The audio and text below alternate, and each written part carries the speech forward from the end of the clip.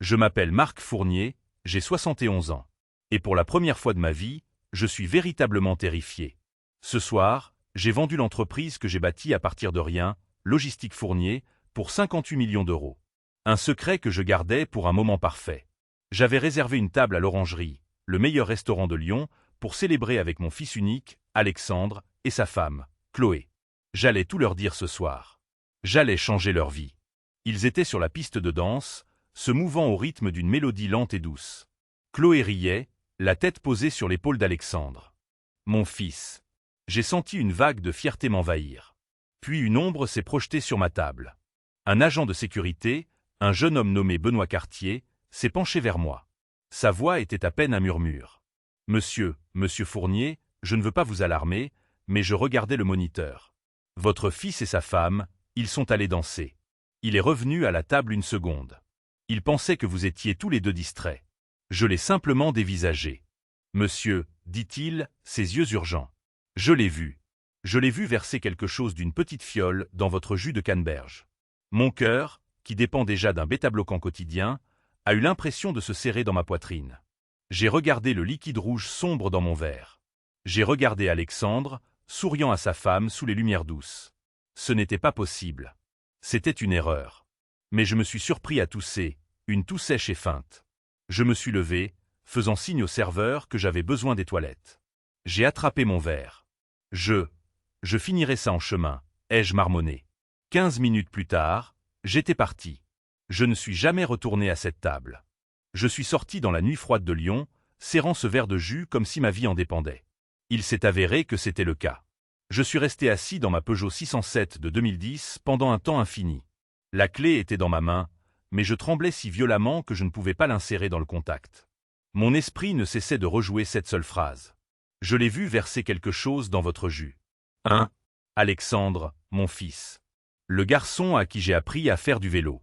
Le garçon avec qui je suis resté éveillé toute la nuit quand il avait de la fièvre.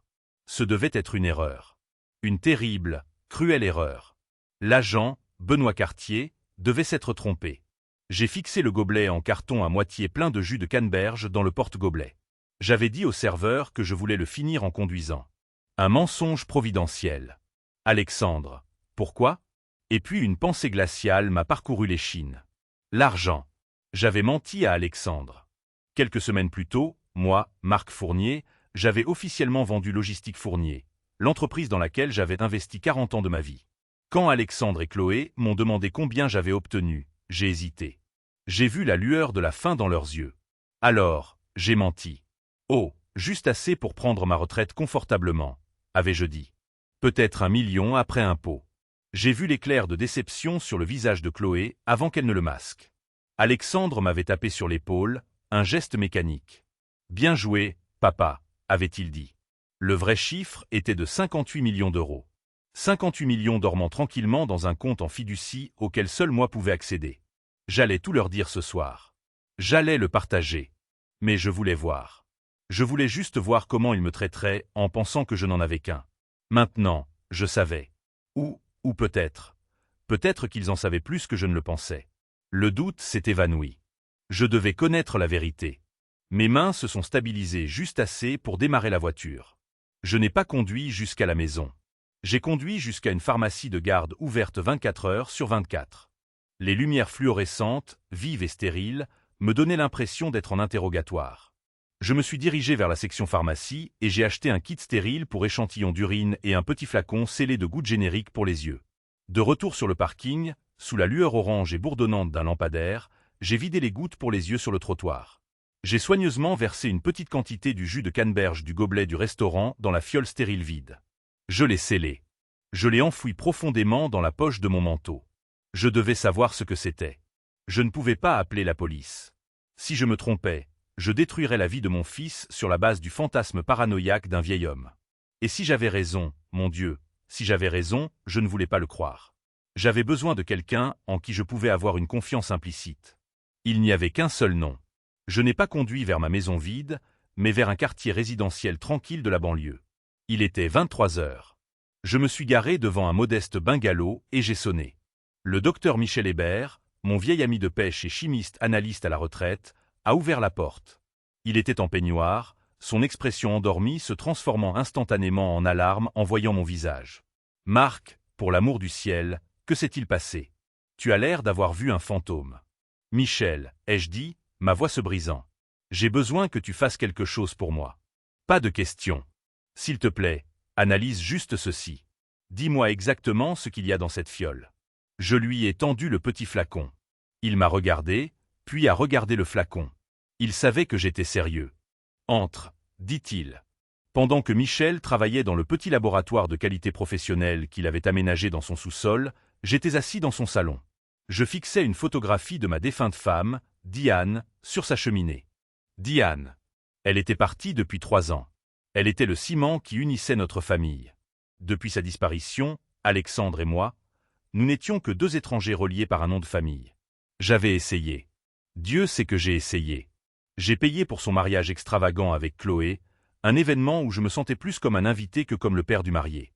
J'ai payé la compte de leur appartement de luxe sur la presqu'île. Je pensais que c'était ce qu'un père était censé faire. J'espérais pouvoir utiliser mon argent pour racheter le lien que nous avions perdu.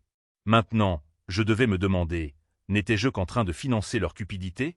N'étais-je rien de plus qu'un portefeuille pour eux, un distributeur automatique de billets ambulants? Mon téléphone a vibré, me tirant de mes pensées. L'écran affichait « Alexandre ». Mon cœur battait la chamade contre mes côtes. J'ai pris une profonde inspiration, essayant de stabiliser ma voix, et j'ai répondu. « Papa, Alexandre, ai-je dit. Papa, où diable es-tu » Sa voix n'était pas empreinte d'inquiétude. Elle était tranchante. Elle était furieuse. Qu'est-ce que c'était que ça? Tu es parti comme ça. As-tu la moindre idée à quel point tu nous as embarrassés? Embarrassés? C'était de ça qu'il s'inquiétait. Pas de ma santé, pas de ma sécurité.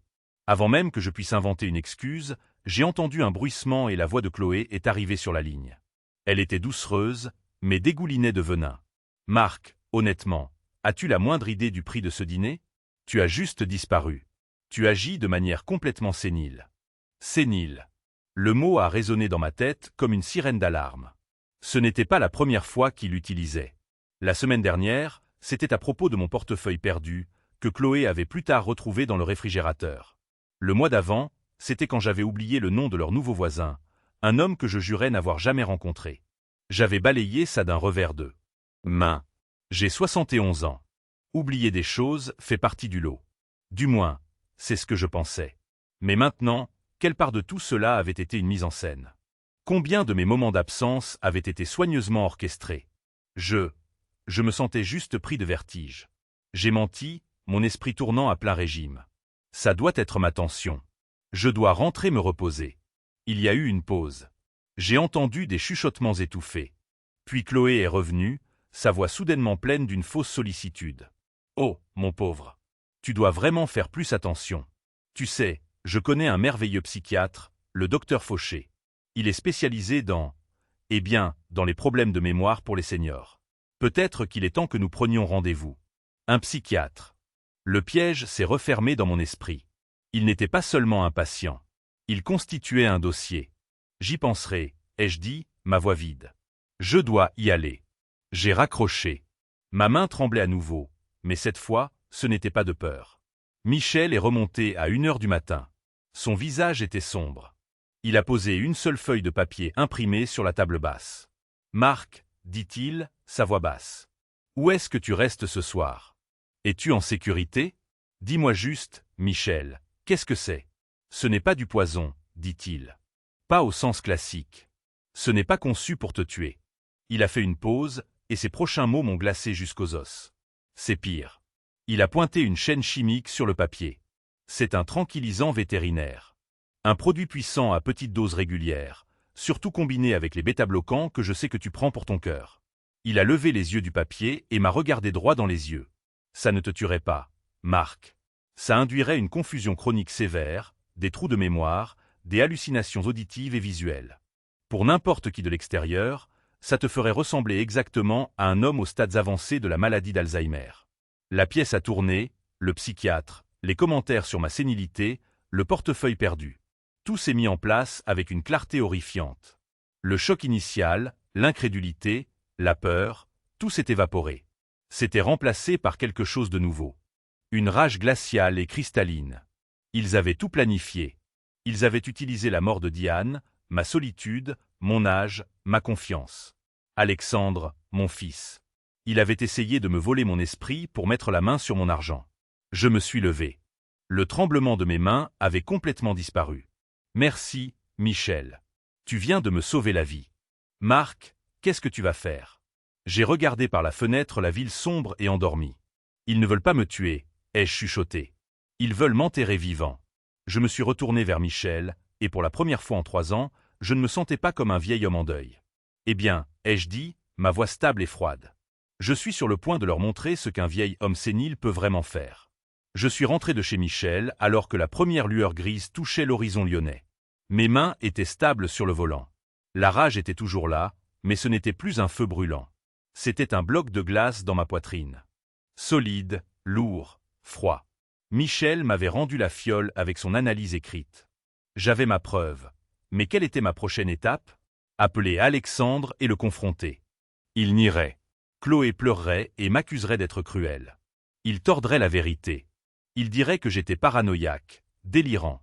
Ils utiliseraient ma propre accusation comme preuve de mon esprit sénile. Non, ce n'était pas un désaccord familial. C'était un complot, un acte criminel prémédité. Je ne pouvais pas gérer ça avec émotion. Je devais le gérer avec précision. Je ne pouvais pas être un père en deuil. Je devais être un général. Et un général a besoin d'une armée, ou dans ce cas, d'une arme, une arme légale. J'ai passé les 2 heures suivantes dans mon bureau.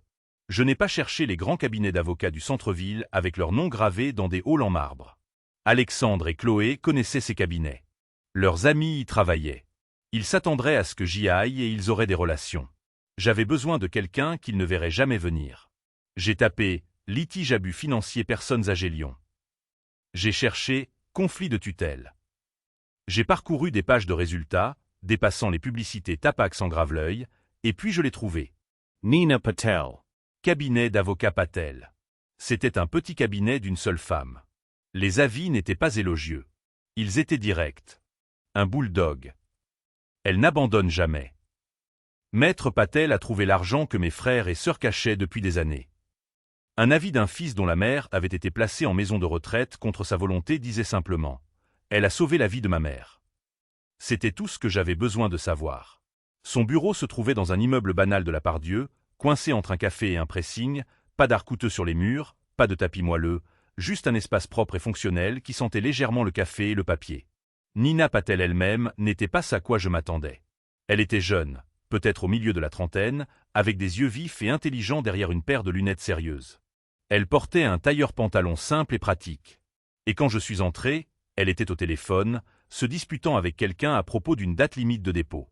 Elle m'a fait signe de m'asseoir, a terminé son appel avec un « faites en sorte que ça arrive » tranchant, et a raccroché. Elle a tourné toute son attention vers moi. « Monsieur Fournier, merci d'être venu si rapidement. Votre email était vague. Vous avez dit qu'il s'agissait d'une affaire d'une extrême urgence concernant votre succession. J'ai regardé cette jeune femme vive. Elle avait l'air incroyablement occupée. Je n'étais probablement qu'un autre dossier. Un autre vieil homme inquiet pour son testament. J'ai décidé de me lancer directement.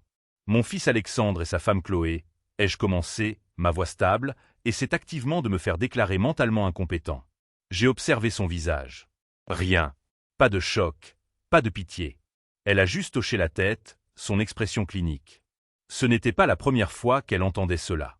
Elle recevait probablement des appels comme celui-ci chaque semaine, de la part de personnes âgées seules et confuses en conflit avec leurs enfants. Je vois, dit-elle en tirant un bloc-notes vers elle. Et qu'est-ce qui vous fait croire cela? Ont-ils déposé une demande de mise sous tutelle? Pas encore, ai-je dit. Mais ils constituent leur dossier. Ils m'empoisonnent. Je l'ai vu. Un éclair de doute. Le masque professionnel du scepticisme.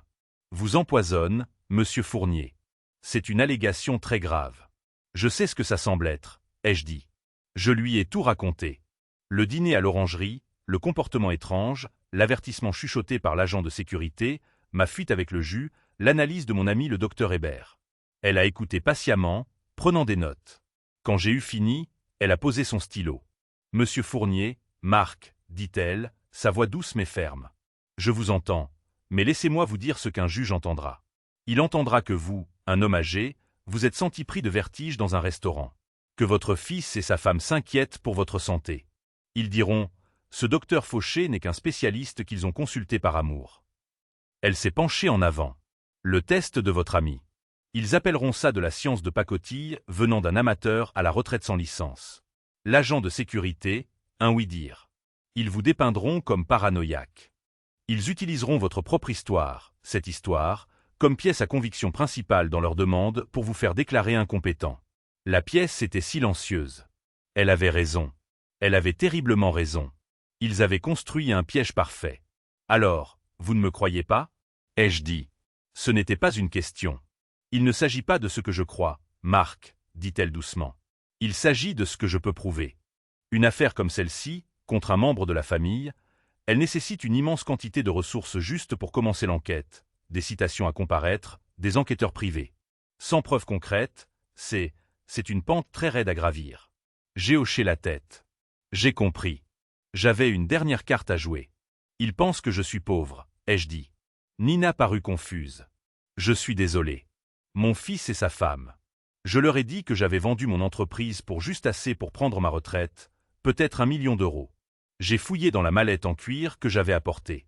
C'était la même que j'avais portée au travail tous les jours pendant 40 ans. Je n'ai pas sorti la fiole. Pas encore. J'ai sorti une seule feuille de papier plié. Le résumé officiel notarié de la vente de Logistique Fournier. Je l'ai déplié et l'ai glissé sur le bureau. Ceci, ai-je dit, est ce qu'ils recherchent vraiment. C'est pourquoi ils sont si pressés. Nina Patel a pris le papier. Elle y a jeté un coup d'œil, s'attendant à voir un modeste fonds de retraite. Ses yeux ont balayé la page. Puis ils se sont arrêtés. Ils se sont légèrement écarquillés. Elle a levé les yeux du papier vers moi, puis les a rabaissés sur le papier comme pour confirmer le nombre de zéros. 58 071 432 euros et 19 centimes d'euros. L'atmosphère dans la pièce a changé. L'avocate douce et sceptique avait disparu. À sa place se trouvait le bulldog dont j'avais lu les critiques. Tout son comportement est devenu vif, froid et concentré. Mon Dieu, a-t-elle chuchoté. Ils n'essaient pas seulement d'obtenir la tutelle. Ils essaient de voler un royaume. Elle m'a regardé et pour la première fois, j'ai su qu'elle me voyait, non pas comme un vieil homme confus, mais comme un client. Monsieur Fournier, dit-elle, sa voix maintenant aussi tranchante qu'un scalpel. Vous avez dit que vous aviez encore cet échantillon. J'avais la fiole. J'avais l'analyse de Michel. Et maintenant, j'avais Nina Patel. La prochaine étape était claire. Nous avions le quoi. Nous avions besoin du qui et du comment. Le qui était évidemment Alexandre et Chloé, mais le comment était encore flou. Et nous devions solidifier le quand. Nous avions besoin du témoin. Nina a été directe. Le test de votre ami Michel est un début, mais il n'est pas recevable. Un tribunal le mettra en pièces. Nous avons besoin d'une chaîne de possession officielle, mais plus que cela, nous avons besoin de l'agent, Benoît Cartier. Son témoignage est la seule chose qui relie la fiole dans votre main à votre fils. Ce n'est qu'un agent de sécurité, Nina. Ils vont l'écraser. Pas si nous l'approchons en premier, dit-elle. Pas si nous le protégeons. Retournez-y, Marc. Retournez au restaurant. Trouvez-le. N'insistez pas. Ne menacez pas, écoutez-le simplement. Découvrez pourquoi il l'a fait. Un homme qui risque son travail pour avertir un étranger. Un homme comme ça, il a une raison. Trouvez cette raison. Ainsi, l'après-midi suivant, je me suis retrouvé de l'autre côté de la rue de l'Orangerie. Il était 16 heures. Le restaurant était fermé, se préparant pour le service du dîner. J'ai eu un frisson rien qu'en regardant le bâtiment. C'était la scène de ma propre tentative d'exécution. J'ai attendu dans un café en face, sirotant un café noir que je ne voulais pas. J'ai regardé le personnel arriver, les chefs dans leurs blancs immaculés, les serveurs, jeunes et énergiques. Et finalement, vers 17h30, je l'ai vu. Benoît Cartier. Il était dans son costume sombre, marchant d'un pas rapide vers l'entrée du personnel. Je l'ai intercepté sur le trottoir. Monsieur Cartier. Il s'est arrêté, surpris. Il m'a reconnu instantanément. Ses yeux se sont écarquillés, un mélange de peur et d'inquiétude. Monsieur Fournier, est-ce que vous allez bien? Que s'est-il passé? Je vais bien, grâce à vous, ai-je dit, ma voix basse. J'ai regardé autour de moi. La rue était animée. Puis-je vous parler un instant en privé? Il a hésité, jetant un coup d'œil à sa montre. Mon service vient de commencer. C'est à propos de ce que vous avez vu. C'est plus grave que je ne le pensais. Il a vu le regard dans mes yeux. Il a hoché la tête. La ruelle. Donnez-moi 5 minutes. Je vais pointer et je vous rejoins. 5 minutes plus tard, nous étions entre deux bâtiments en briques. L'odeur d'ébène à ordures flottait dans l'air. Les bruits de la ville semblaient lointains. « Monsieur Fournier, vous me faites un peu peur », dit Benoît. Je n'ai pas perdu de temps. J'ai fouillé dans ma poche et j'ai sorti une enveloppe. À l'intérieur se trouvaient 5 billets de 100 €. « C'est pour vous, » ai-je dit, en guise de remerciement pour ce que vous avez fait. Vous m'avez peut-être sauvé la vie. Benoît a regardé l'enveloppe dans ma main. Il n'a pas bougé. Il l'a juste regardé, puis a de nouveau regardé mon visage. Il a secoué la tête. « Je ne peux pas accepter ça, monsieur. S'il vous plaît, » ai-je insisté. C'est le moins que je puisse faire.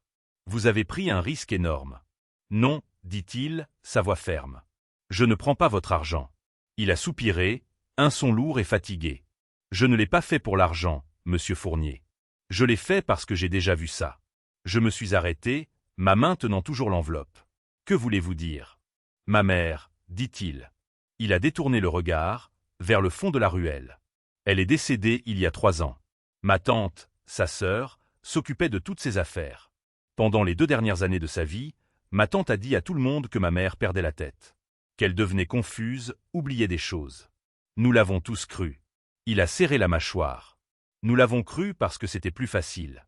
Ma tante gérait ses finances, payait ses factures. Quand ma mère est morte, nous avons découvert que la maison avait été vendue 6 mois plus tôt. L'argent avait disparu. Tout avait été transféré sur un compte offshore. Ma tante avait tout simplement disparu.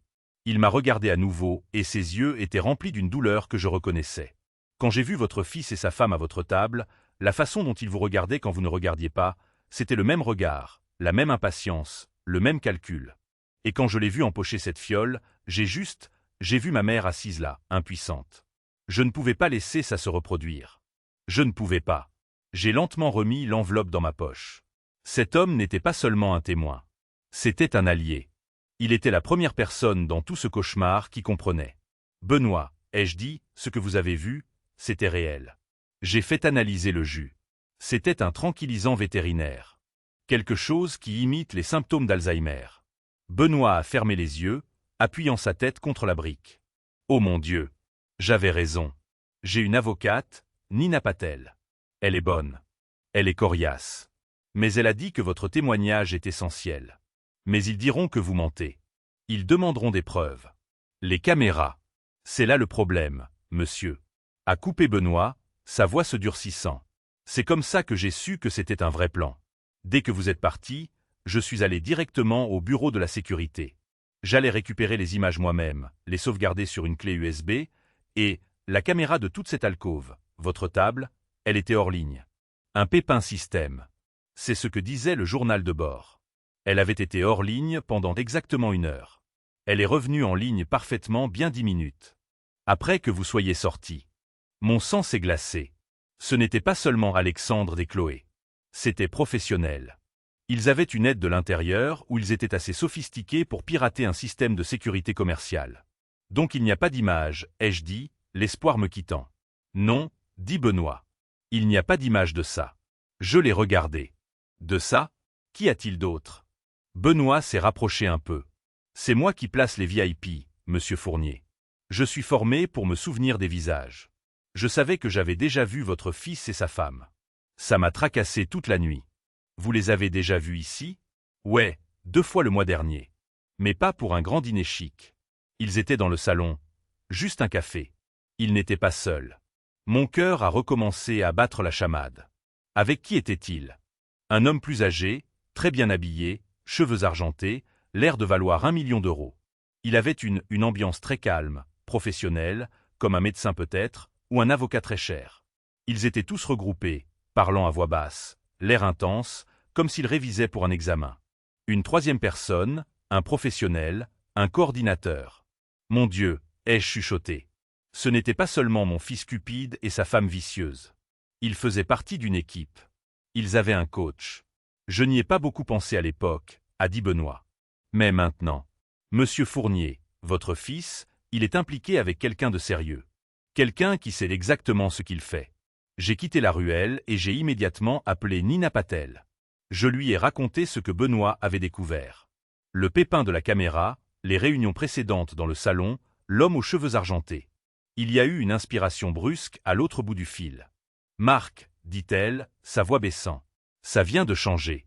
Ce n'est plus un conflit familial. C'est une opération professionnelle. Cet homme, ce coach, il est la clé.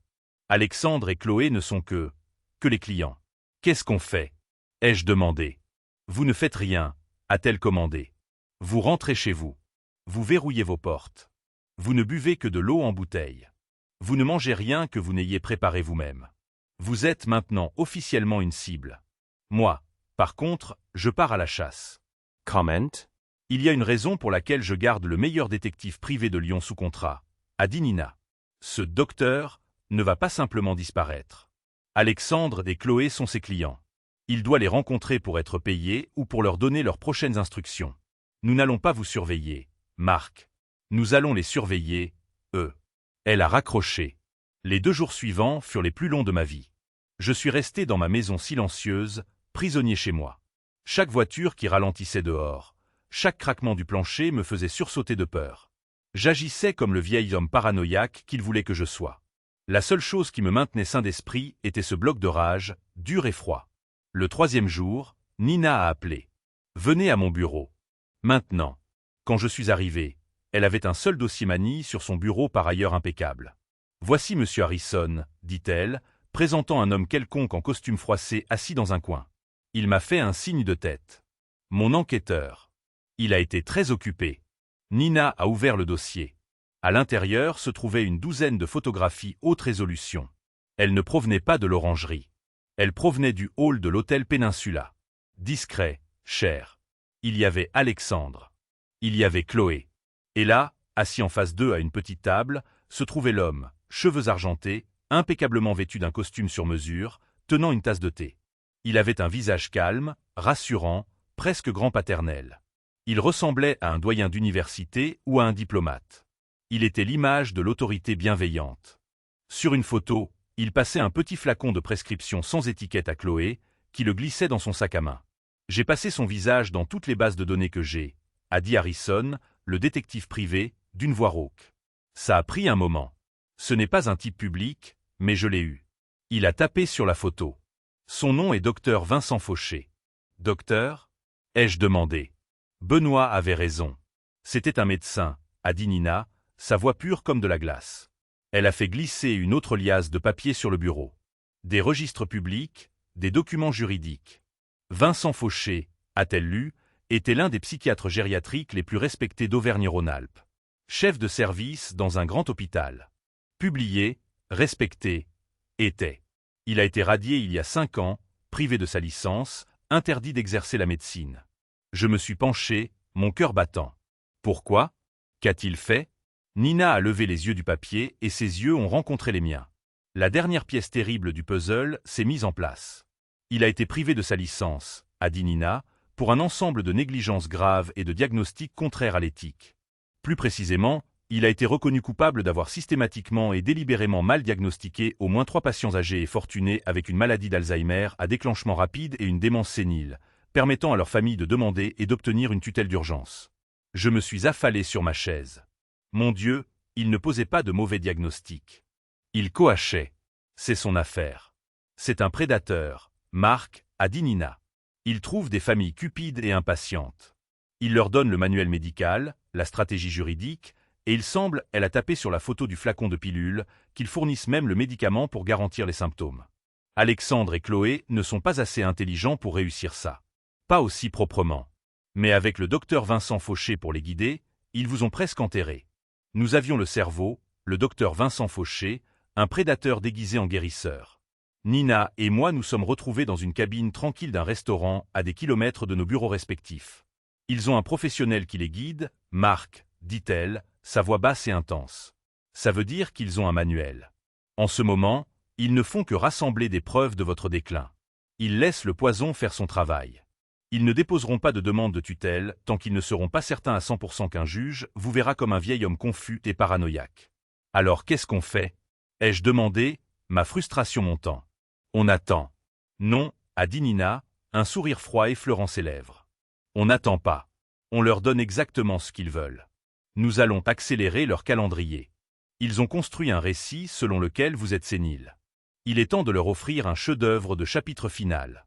C'était la partie la plus difficile de toutes. C'était une chose de ressentir la rage, d'enquêter. C'en était une autre de devenir la chose même dont ils m'accusaient.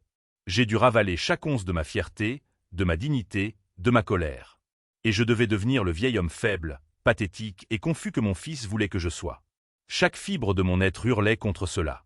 Mais je savais que Nina avait raison. Un prédateur ne bondit que lorsqu'il perçoit sa proie comme fatalement faible. Ma performance a commencé le lendemain. J'ai commencé petit. J'ai conduit ma Peugeot jusqu'au parking d'un supermarché à 5 km de chez moi. Je l'ai garé, l'ai verrouillé et je l'ai laissé là. J'ai pris un VTC pour rentrer. Ce soir-là, j'ai appelé Alexandre.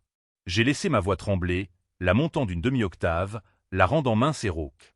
Alexandre, mon fils, c'est papa. J'ai entendu un soupir lourd et impatient à l'autre bout du fil. Qu'est-ce qu'il y a, papa? Je suis occupé. Je ne trouve pas ma voiture, ai-je gémi. Je pense que je l'ai laissée quelque part. Je ne me souviens pas où je suis allé aujourd'hui. J'étais juste sorti.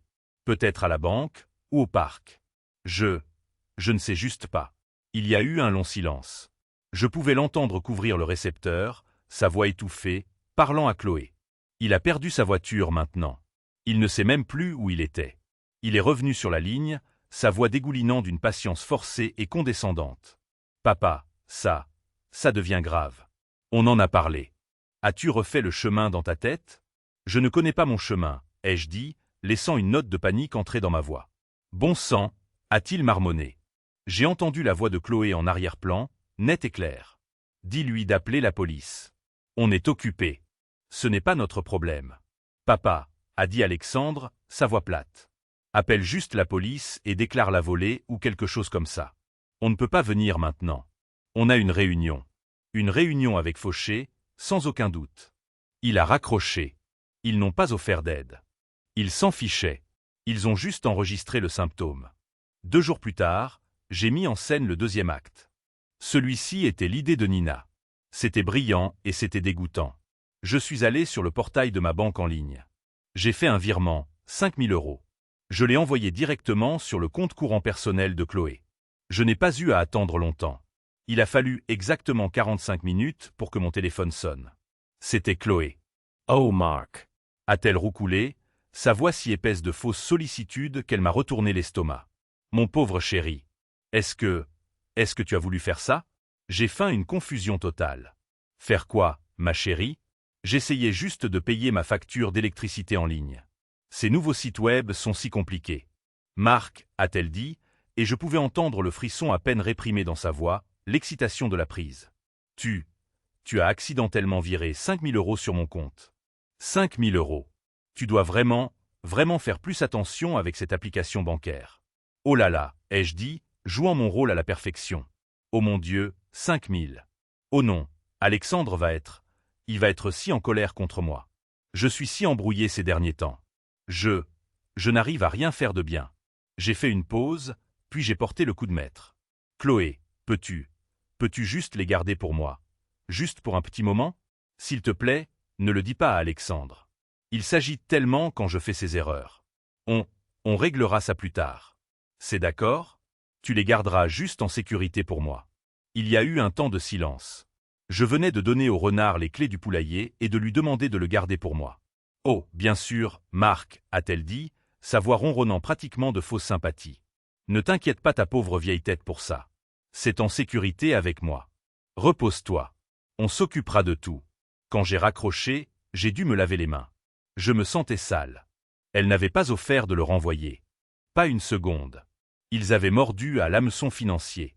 Ils étaient maintenant convaincus que j'étais complètement incompétent, un vieil imbécile maladroit qui donnait littéralement son argent par accident. Ils sont en confiance maintenant, ai-je dit à Nina sur notre ligne sécurisée. Bien, a-t-elle répondu, sa voix vive. Ils pensent que tu t'effondres. Maintenant, nous leur donnons le compte à rebours. Ils sont à l'aise en te regardant décliner. Nous devons les faire paniquer. Nous devons leur faire croire que s'ils n'agissent pas maintenant, le Grand Prix va disparaître pour toujours. C'était le coup final, le vrai piège. Nina, en collaboration avec un expert en cybersécurité, a rédigé l'email parfait. Il ne m'a pas été envoyé. Il a été envoyé par un conseiller en patrimoine privé du Crédit Suisse à Zurich. Il semblait complètement, sans équivoque, authentique, jusqu'au logo de l'entreprise et aux mentions légales. Il m'était adressé, Monsieur Marc Fournier, et disait « Cher Marc, nous avons le plaisir de confirmer que le transfert final de votre fonds d'actifs principal, 58 071 432 € et 19 centimes d'euros, est programmé. Conformément à notre téléconférence, ces fonds seront déplacés vers la fiducie irrévocable Alpine Legacy Trust le vendredi 7 novembre à 17 h, heure de Zurich. Une fois ce transfert effectué, comme vous l'avez demandé, les fonds seront définitivement hors de la juridiction successorale française et gérés uniquement par l'accord européen de la fiducie. » C'était un chef-d'œuvre d'appât. Il révélait le montant réel et stupéfiant de l'argent, et il leur donnait une date limite ferme. Vendredi, dans seulement 4 jours. Maintenant, il nous suffisait de nous assurer qu'ils le voient. J'ai appelé chez eux. J'ai rendu ma voix plus faible que jamais. Les enfants, je ne vais pas très bien. Je pense que j'ai un rhume. Je suis si seul. Je n'ai pas cuisiné un vrai repas depuis des jours. Pourriez-vous juste passer, juste pour 1 heure? On pourrait commander une pizza. J'ai besoin de vous voir. Chloé a accepté instantanément. Bien sûr, Marc. On arrive tout de suite. Il sentait l'odeur du sang dans l'eau. Il pensait probablement que j'allais avoir un autre épisode qu'il pourrait documenter pour le docteur Fauché. Ils sont arrivés 1 heure plus tard, entrant avec la clé que je leur avais donnée il y a des années. J'étais dans mon peignoir le plus vieux et le plus taché, traînant dans la cuisine, l'air pathétique. Là, la pizza est en route, ai-je marmonné. Je dois juste vérifier mes emails. Ma pharmacie. Ils n'arrêtent pas de m'envoyer des messages sur mes médicaments. Je me suis assis à mon bureau dans le salon, bien en vue de tous les deux. J'ai ouvert mon ordinateur portable. J'ai cliqué sur mon compte de messagerie et là, il y avait l'email du Crédit Suisse. J'ai plissé les yeux, faisant semblant d'être complètement confus. Qu'est-ce que c'est que cette juridiction alpine? Oh, tout est si compliqué. Je ne comprends rien à tout ça, ai-je marmonné assez fort pour qu'ils entendent. J'ai vu les yeux de Chloé se river sur l'écran. J'ai vu son coude toucher Alexandre. Marc, a dit Chloé, sa voix soudainement tranchante, toute prétention de sympathie disparue. Qu'est-ce que c'est? C'est quelle banque? Oh, rien, ma chérie, ai-je dit. Juste d'autres papiers de la banque concernant la vente. C'est trop pour moi. Je me suis levé de la chaise en grimaçant comme si mon dos était en agonie. Je dois aller aux toilettes. Je reviens tout de suite. J'ai laissé l'ordinateur portable ouvert. J'ai laissé l'email affiché à l'écran. J'ai marché lentement dans le couloir. J'ai tourné au coin, juste hors de vue, et j'ai attendu. Je ne suis pas allé aux toilettes. Je suis juste resté là et j'ai écouté. J'ai compté jusqu'à 30. Puis je l'ai entendu. Le clic-clic-clic silencieux et sans équivoque d'un appareil photo de smartphone. 1 fois, 2 fois, 3 fois. Elle prenait des photos de l'écran. J'ai tiré la chasse d'eau pour faire bonne mesure. J'ai attendu 1 minute, puis je suis retourné en traînant des pieds dans le salon. L'écran de l'ordinateur portable était sombre. Chloé était assise sur le canapé, faisant défiler innocemment son téléphone. Mais son visage était pâle et ses yeux brillaient d'une cupidité terrifiante, triomphante et désespérée. Ils l'avaient. Ils avaient l'appât. 58 millions d'euros et une échéance de 4 jours. Ils devaient agir. Ils devaient déposer la demande. Ils devaient obtenir que le docteur Fauché me déclare incompétent. Maintenant, le piège était tendu. Ils venaient de l'armer eux-mêmes. La pizza est restée intacte sur ma table basse. Dès que la porte d'entrée s'est refermée derrière Alexandre et Chloé, la représentation était terminée. Je n'étais plus un vieil homme frêle et confus. J'étais un chasseur et le piège venait de se déclencher. Le lendemain matin, le silence était assourdissant. Je savais qu'ils se réunissaient. Je pouvais presque entendre leur chuchotement frénétique et cupide. 58 millions, Zurich, vendredi. Ma performance avait fait plus que les convaincre que j'étais incompétent. Elle avait introduit une menace plus puissante que n'importe quel argument juridique, la menace de la perte. Auparavant, ils avaient tout le temps du monde. Ils pouvaient lentement, soigneusement m'empoisonner, construire leur dossier et hériter d'une coquette somme. Maintenant, ils étaient confrontés à un compte à rebours. S'ils n'agissaient pas, ces 58 millions d'euros allaient s'évanouir dans une fiducie irrévocable en Suisse, à jamais hors de leur portée. La panique que j'avais provoquée était puissante. Ils n'étaient plus seulement cupides. Ils étaient désespérés. Et les gens désespérés font des erreurs. Ils se précipitent. Ils prennent des raccourcis. Ils dévoilent leur jeu. Mardi, mon téléphone a sonné. C'était Alexandre. Sa voix était complètement différente. Elle n'était pas en colère comme au restaurant. Elle n'était pas condescendante comme quand j'ai perdu ma voiture. C'était une nouvelle voix, une que je n'avais jamais entendue de lui. C'était une voix froide, clinique, détachée. La voix d'un étranger. « Papa » a-t-il dit. « Nous sommes inquiets pour toi. » Profondément inquiets. « Inquiets » ai-je dit, injectant la parfaite dose de faible confusion dans ma voix. « Ton épisode avec la voiture, l'argent que tu as envoyé à Chloé. Nous avons eu une discussion avec le docteur Fauché, le spécialiste que Chloé a mentionné. Mon sang s'est glacé. Docteur Fauché. Ils utilisaient ouvertement son nom maintenant. Il est très préoccupé, a poursuivi Alexandre, sa voix lisse comme de l'acier poli. Il a dit que tes symptômes, la confusion, l'irresponsabilité financière, sont des signes classiques de démence à apparition rapide. Il a dit que tu es un danger pour toi-même, papa. Tu es un danger pour tes propres finances. Voilà. Pas ma santé, mes finances. Il a dit ça? Ai-je balbutié, jouant mon rôle. Oui, papa. Et nous avons décidé que nous allions t'aider, que tu le veuilles ou non. Nous prenons le contrôle. Nous allons te protéger. Nous allons protéger l'héritage familial. C'est ce que maman aurait voulu. L'héritage familial. Pas mon entreprise, pas mon argent, le leur. Quoi? Qu'est-ce que vous faites? Ai-je chuchoté. Ce n'est que de la paperasse, papa. N'essaie pas d'aller à la banque. N'essaie pas de déplacer quoi que ce soit. Ça ne marchera pas. On se voit bientôt. Il a raccroché. Il n'a pas dit je t'aime. Il n'a pas dit au revoir. C'était une notification. Une prise de contrôle d'entreprise sur une vie humaine. J'ai immédiatement appelé Nina. Ça arrive, ai-je dit. Il vient d'appeler. Il a mentionné Fauché par son nom. Il a dit qu'il prenait le contrôle. Préparez-vous, Marc. La voix de Nina était sombre. Il ne vous a pas juste appelé pour discuter. Il a appelé pour établir un précédent. Il l'enregistre probablement pour le tribunal. La requête arrive. Elle va être accélérée. Ils vont demander une audience d'urgence par ordonnance sur requête. Elle sera là d'ici demain. Elle avait raison. L'après-midi suivant, mercredi, un coursier a frappé à ma porte. Il m'a tendu une épaisse enveloppe de format juridique. Mes mains ne tremblaient pas. J'étais au-delà de ça. J'ai pris l'enveloppe, je suis allé dans mon bureau et j'ai appelé Nina. C'est là. Ouvrez-la, a-t-elle dit. Lisez-la moi. Chaque mot. Je l'ai déchiré. C'était exactement comme elle l'avait dit. Requête d'urgence pour une tutelle temporaire déposée par Alexandre Fournier et Chloé Fournier au nom de Marc Fournier, un adulte incapable.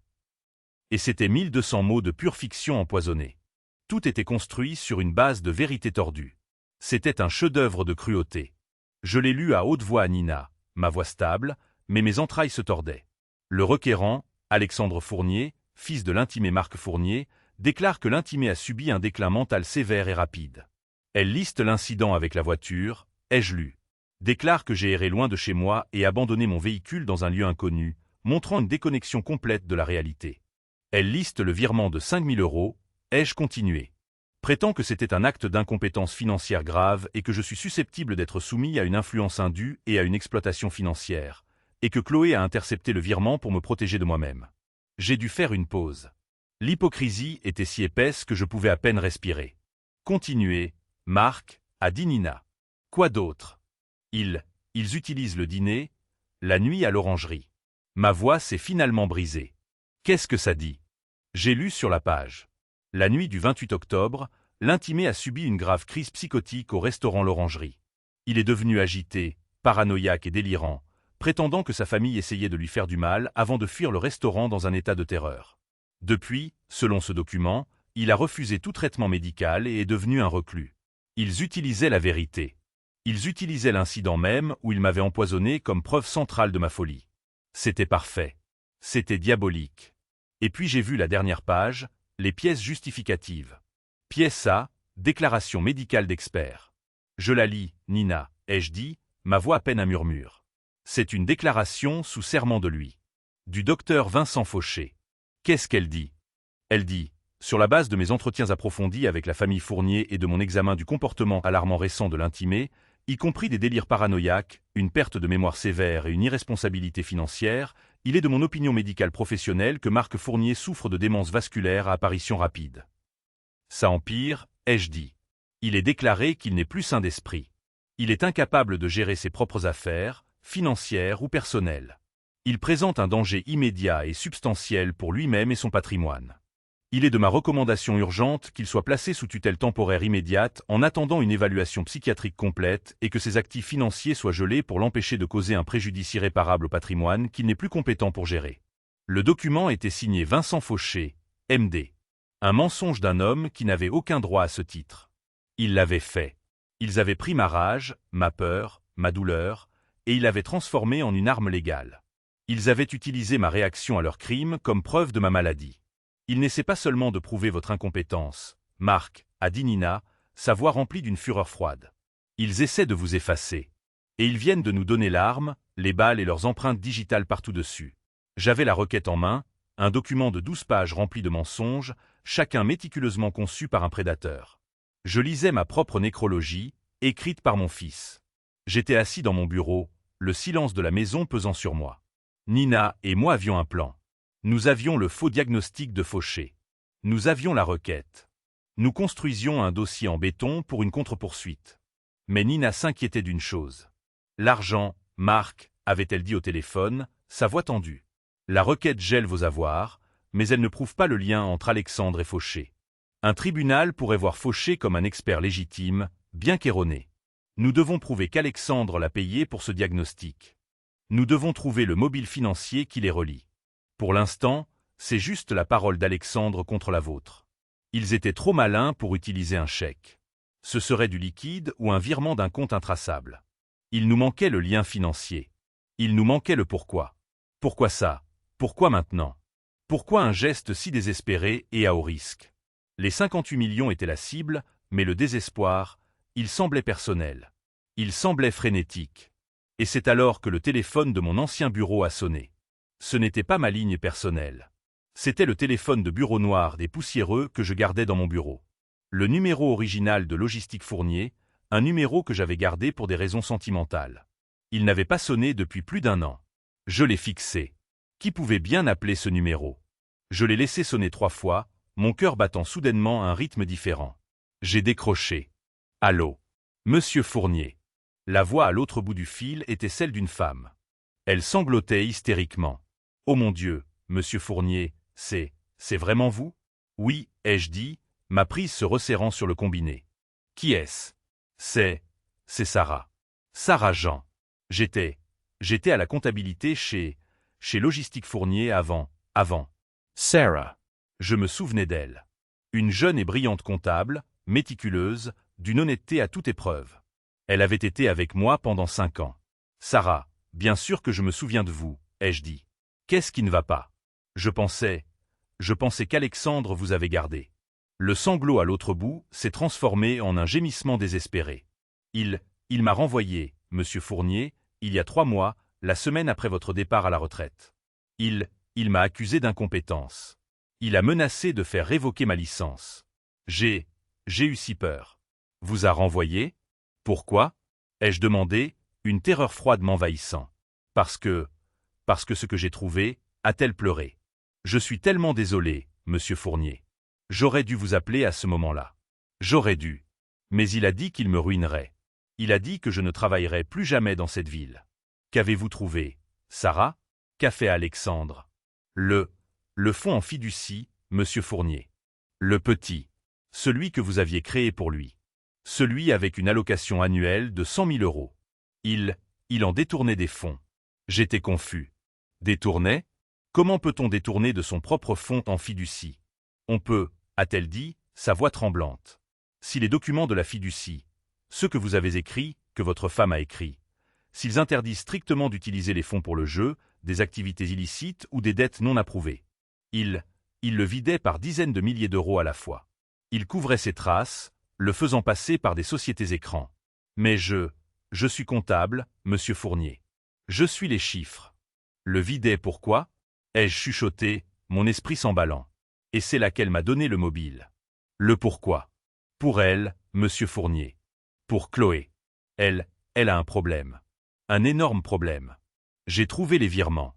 Ils transféraient de l'argent, des centaines de milliers d'euros, à des casinos en ligne basés à Malte. Ils remboursaient ses bookmakers, ses dettes privées. Elle, c'est une joueuse compulsive, monsieur Fournier. Une très grave. Ils sont noyés sous les dettes. Ils sont fauchés. Ça m'a frappé comme un coup de poing. Fauchés. Tout se tape à accent grave-l'œil. Les dîners coûteux, l'appartement, les vêtements de marque. Tout n'était qu'un château de cartes. Ils n'avaient pas seulement été avides de mes 58 millions. Ils en avaient besoin. Ils étaient désespérés. Monsieur Fournier a poursuivi Sarah, sa voix tombant à un murmure terrifié. Ce n'est même pas le pire. Ce n'est pas seulement le jeu. Il y avait une autre série de paiements, des paiements réguliers chaque mois, 2500 € pile à une société holding de conseil médical. J'ai arrêté de respirer. Sarah, quel était le nom de la société? Je ne me souviens pas du nom de la société. C'était juste une coquille vide. Mais je sais qu'il payait.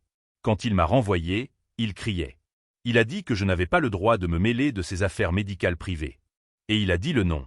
Il a dit que je n'avais pas à questionner ses paiements au docteur Vincent Fauché. Mes genoux ont fléchi. J'ai dû m'agripper au bureau pour rester debout. La dernière pièce, le pistolet fumant, le lien financier direct. Sarah, ai-je dit, ma voix urgente. Vous avez dit que vous aviez trouvé ça. Avez-vous des preuves? C'est pour ça que j'appelle. A-t-elle sangloté? J'avais si peur. Je savais que c'était mal. Quand il m'a renvoyé, j'ai pris une copie de tout, juste pour me protéger. J'allais aller au conseil d'administration, mais c'est votre fils. Et puis j'ai entendu une rumeur selon laquelle Alexandre disait aux gens que vous perdiez la tête, que c'était vous qui aviez le problème. Et je viens de voir ça, une alerte. Quelqu'un a déposé une requête contre vous en utilisant votre incompétence financière comme motif. Oh mon Dieu, monsieur Fournier. Il vous fait ce dont il m'a accusé. Il utilise le docteur Fauché. Sarah, ai-je dit, ma voix vive, coupant court à sa panique. Écoutez-moi. Vous n'êtes pas en difficulté. Vous êtes une héroïne. Avez-vous toujours cette copie? Avez-vous toujours cette preuve? Oui, a-t-elle chuchoté. C'est sur une clé USB cachée dans mon appartement. J'ai tout. Les virements à Malte, les factures mensuelles de la société écran de Fauché, les emails d'Alexandre m'interdisant de regarder ça. J'ai les relevés bancaires, monsieur Fournier. J'ai fermé les yeux, et pour la première fois depuis une semaine, j'ai ressenti une vague de puissance pure et sans mélange. Le piège n'était plus seulement tendu. Il était parfait. Alexandre et Chloé n'avaient pas seulement été cupides. Ils étaient acculés. Ils étaient fauchés, endettés envers Dieu sait qui. Tout ça à cause de l'addiction de Chloé. Ils ne pouvaient pas attendre que je meure. Ils n'en avaient pas les moyens. Les 58 millions n'étaient pas seulement une manne. C'était une bouée de sauvetage. Et le docteur Vincent Fauché, il n'était pas seulement un consultant. Il était un employé, un homme de main. Et mon fils le payait mensuellement pour l'expertise médicale nécessaire pour m'enterrer vivant. Sarah, ai-je dit, ma voix absolument calme. Je vais envoyer une voiture chez vous tout de suite. Vous allez venir au bureau de mon avocate et vous serez celle qui me sauvera la vie. J'avais les preuves de Sarah. J'avais le diagnostic frauduleux de Fauché. J'avais la requête. J'étais assis dans le bureau de Nina Patel, la clé USB me semblant aussi lourde qu'un lingot d'or dans ma poche. La salle de crise était prête. Nina, énergique et concentrée, faisait les 100 pas devant son bureau. Nous les tenons, Marc, dit-elle, sa voix vive avec le frisson de la chasse. C'est ça. C'est le coup de grâce. Nous déposons une contre-poursuite immédiatement. Nous demandons une injonction d'urgence contre eux, citant un complot en vue de commettre une fraude et des abus sur personnes âgées. Nous utilisons le témoignage de Sarah pour prouver le mobile financier. Nous utilisons le faux diagnostic de Fauché pour prouver le complot. Nous ferons radier Fauché de façon permanente. Il l'est déjà, ai-je interrompu. Encore mieux, a-t-elle rétorqué. Nous le ferons arrêter pour fraude et exercice illégal de la médecine. Alexandre et Chloé, ils risquent des accusations criminelles. C'est gagné d'avance. Nous allons au tribunal, nous présentons ça, et nous gagnerons. Elle a dit ce mot, gagner. J'aurais dû célébrer. C'est pour ça que j'étais venu. C'était la justice. Nous avions les preuves, le mobile, l'arme. Un juge le verrait. Un jury condamnerait. Mais je suis resté assis là. Je me sentais vide. Nina a arrêté de faire les 100 pas et m'a regardé, ses yeux vifs s'adoucissant juste un peu. Marc, c'est le moment où vous célébrez. Nous avons gagné. Non, ai-je dit, ma voix basse. J'ai levé les yeux vers elle. Si nous faisons ça, vous gagnerez. Elle a froncé les sourcils, confuse. De quoi parlez-vous? Nous avons gagné. Vous, Nina, gagnerez, ai-je précisé. Vous, une avocate brillante et agressive, vous vous lèverez dans une salle d'audience. Vous présenterez les preuves. Vous montrerez les relevés bancaires. Vous les démantèlerez pièce par pièce. Vous prouverez au-delà de tout doute qu'ils sont des criminels et que je suis votre victime. Et c'est une mauvaise chose? A-t-elle demandé. Ce n'est pas assez, ai-je dit, luttant pour trouver les mots. Je me suis levé et j'ai marché jusqu'à la fenêtre, regardant la rue en contrebas. Nina, quel était leur vrai crime? Ce n'était pas seulement une tentative de fraude. Ce n'était pas seulement un complot. C'était plus profond. Je me suis retourné pour lui faire face. Ils ont essayé de me voler mon esprit. Ils ont essayé de m'effacer. Mon propre fils m'a regardé, son père de 71 ans, et il n'a pas vu un homme. Il n'a même pas vu un père. Il a vu un obstacle. Il a vu un vieil homme confus, sénile, perdant la tête, incompétent. C'est ce qu'ils pensent de moi. C'est ce que je suis pour eux. La colère montait dans ma gorge, froide et pure. Si nous allons au tribunal et que vous, Nina Patel, les détruisez avec votre brio, que penseront-ils? Ils penseront toujours que je suis un vieil homme sénile qui a juste eu de la chance. Ils penseront que je suis tombé par hasard sur le bon cabinet d'avocats, que vous m'avez sauvé. Ils ne comprendront jamais que je les ai battus. Ils ne seront jamais forcés d'admettre que l'homme qu'ils appelaient incompétent était celui qui a vu clair dans leur plan pathétique et diabolique depuis le tout début. Ils iront en prison, mais ils ne me respecteront jamais. Ils ne comprendront jamais pourquoi ils ont perdu. Nina était silencieuse, m'observant. L'esprit juridique se retirait et le stratège émergeait. Elle commençait enfin à voir. Une victoire juridique, ce n'est que de la paperasse, ai-je dit. Ce n'est pas la justice. La justice doit être poétique. La punition doit être à la hauteur du crime. Ils voulaient m'humilier en privé, m'enfermer dans le noir, diagnostiquer comme un fou. Je veux les exposer à la lumière. Que proposez-vous, Marc? A-t-elle demandé, sa voix prudente. Ce n'est pas un film. Ils sont dangereux. Ils ont déposé la requête. Ils obtiendront une audience d'urgence si vous ne répondez pas. Je sais, ai-je dit. Et c'est pourquoi nous allons utiliser leur propre arme contre eux. Nous n'allons pas contester la requête, Nina. Ses yeux se sont écarquillés. Marc, non. Vous ne pouvez pas être sérieux. Si vous ne répondez pas, ils gagnent. Ils obtiennent le contrôle. Ils gèleront les 58 millions. Laissez-les faire, ai-je dit, un rire dur s'échappant de mes lèvres. Laissez-les geler. Laissez-les penser qu'ils ont gagné. Nous allons les laisser devenir si arrogants, si grisés par leur propre succès qu'ils seront debout sur le piège quand il se refermera enfin. Ils veulent me mettre en procès. Très bien. Mais nous n'allons pas utiliser votre salle d'audience. Nous allons utiliser la leur. Qu'est-ce que ça veut dire? Ils pensent que je suis un vieil homme confus et paranoïaque, ai-je dit. Ils pensent que je suis incompétent et effrayé. Bien. Je vais leur donner le vieil homme le plus pathétique et brisé qu'ils aient jamais vu. Je ne vais pas les combattre. Je vais me rendre. Je suis rentré chez moi. Je suis resté assis près du téléphone dans mon bureau pendant 1 heure. J'ai pratiqué la voix. J'ai dû vider chaque once de colère, de confiance, de vie de mon ton. Je devais devenir l'homme de leur requête. L'homme qu'ils avaient essayé de créer avec leur poison. C'était la plus grande performance de ma vie. J'ai décroché le combiné. J'ai composé le numéro d'Alexandre. Il a répondu à la 2e sonnerie. Sa voix n'était plus faussement inquiète. Elle était froide, vive et impatiente. Quoi? Pas bonjour. Juste quoi? J'ai pris une inspiration tremblante. Alexandre, ai-je chuchoté, laissant ma voix se briser et trembler. Il y a eu un silence suspect. Papa, qu'est-ce que tu veux? Alexandre, je les ai reçus, ai-je balbutié. Les papiers du tribunal, la tutelle. J'ai entendu le téléphone s'étouffer. Je pouvais entendre son chuchotement vif et excité à Chloé en arrière-plan.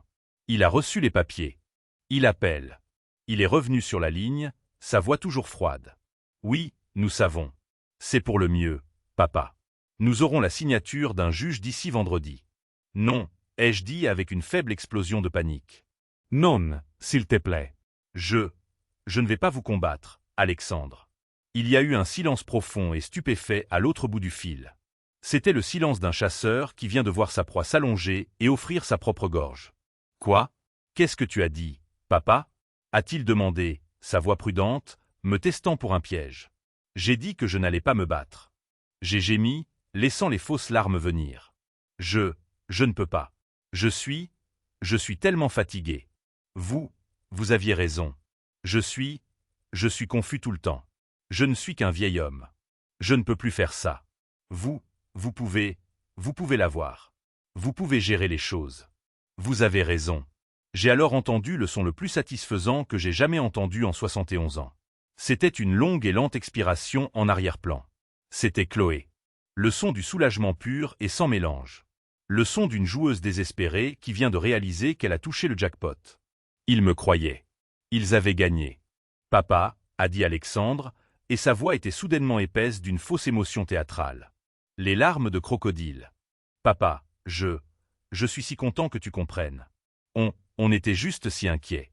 C'est la bonne chose à faire.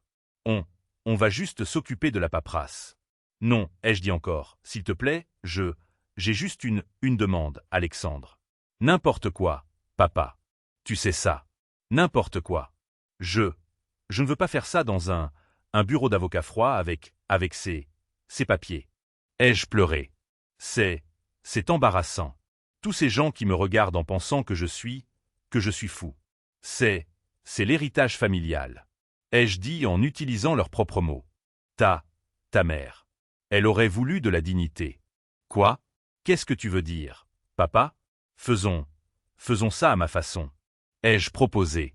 Faisons une fête, une célébration au Cercle de Lyon vendredi.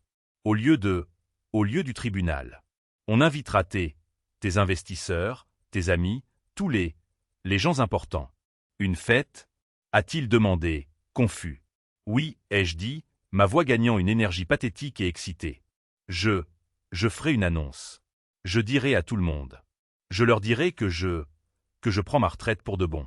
Et je te remets publiquement la gestion du patrimoine Fournier, Alexandre, en tant que mon successeur.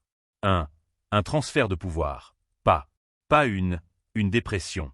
S'il te plaît, mon fils, laisse-moi faire ça. Laisse-moi avoir ma dignité. Il y a eu une autre conférence étouffée. J'ai entendu la voix de Chloé, vive et extatique. C'est parfait. Oh mon Dieu, c'est mieux.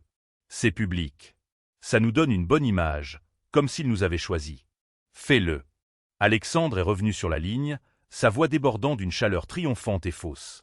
Papa, c'est une merveilleuse idée. Tu as raison. Une célébration. C'est exactement ce que c'est. Vendredi soir, le Cercle de Lyon.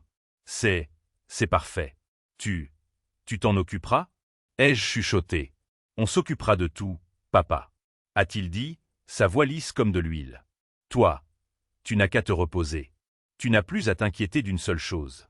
On s'occupera de tout. Merci, mon fils, ai-je chuchoté. Tu es un bon garçon. J'ai raccroché. Je suis resté assis dans le silence de mon bureau. Mes mains tremblaient, mais pas de peur, d'adrénaline. Je ne m'étais jamais senti aussi dégoûté de toute ma vie. Et je ne m'étais jamais senti aussi puissant. La scène était prête. Les invitations étaient envoyées. Et mon fils calculateur et traître, il planifiait joyeusement et avec empressement sa propre exécution publique. Le soir de la fête, j'avais l'impression de marcher vers ma propre exécution. Mais c'était moi qui tenais la hache. Le Cercle de Lyon était exactement comme je le connaissais. C'était la cathédrale de la vieille fortune. L'air était épais de l'odeur du bois sombre, du cuir ancien et du parfum coûteux. Des lustres en cristal projetaient une lumière dorée et chaude sur les lourds tapis, une lumière qui semblait absorber tout son, ne laissant qu'un murmure respectueux et feutré. C'était un lieu où les fortunes se consolidaient et les héritages se cimentaient. Ce soir, ce devait être la scène de mon exécution publique. Du moins, c'est ce qu'ils pensaient. Ils étaient à l'entrée, baignés dans la lumière du grand foyer. Mon fils Alexandre et sa femme Chloé. Ils ne se contentaient pas d'accueillir les invités. Ils tenaient leur cours. Alexandre avait l'air puissant. Il portait un nouveau costume brioni d'une coupe impeccable que je n'avais jamais vu auparavant. Il était rayonnant, serrant des mains, tapotant fermement des dos, son rire confiant et retentissant. Il n'était pas le fils qui avait échoué dans une douzaine de petites entreprises. Il était l'héritier, un homme entrant dans sa destinée. Il jouait le rôle dont il avait toujours rêvé.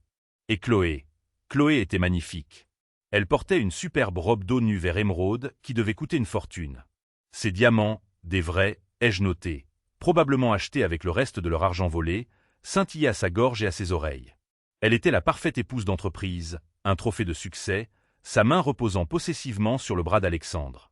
Elle souriait aux riches investisseurs, ses yeux promettant un avenir de rendements infinis. Ils formaient un couple en or. Ils étaient un mensonge. Je les ai tous vus. Les associés de la firme d'investissement en difficulté d'Alexandre qui le regardaient maintenant avec un nouveau respect. Les couples plus âgés et fortunés qui avaient été les amis de ma femme et qui regardaient maintenant Chloé avec admiration.